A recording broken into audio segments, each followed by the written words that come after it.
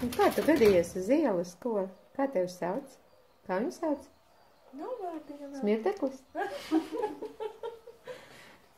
Nekastrēts sesku puika? Jā, smarža esot tā pieredzējuši sesku īpašnieki saka, kad seski smaržojot pēc medus un rīkstiņiem. Tā man doktors Ingus teica. Lāčuks. Lāčuks. Kas smaržo pēc medus un rīkstiņiem. Ja domājies? Kāda tā mājiņa? Šāda mājiņa mums noziedoja. Mēs domājām, diez vai mums tāda noderēs. Un paskat. Paskat, kā Lāčuks tagad kaifo. Droši vien, ka viņam nemaz tāda mājiņa nav bijusi. Nu, kā tu jūties? Kur tev saimnieki, ko? Kur tev saimnieki?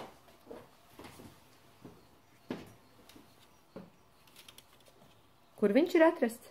Nīcgales ielas, laikam, vienas mājas kāpņu telpā.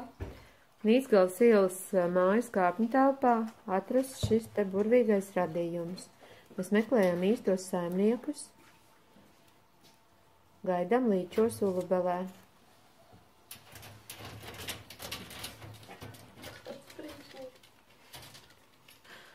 Gudrinieks.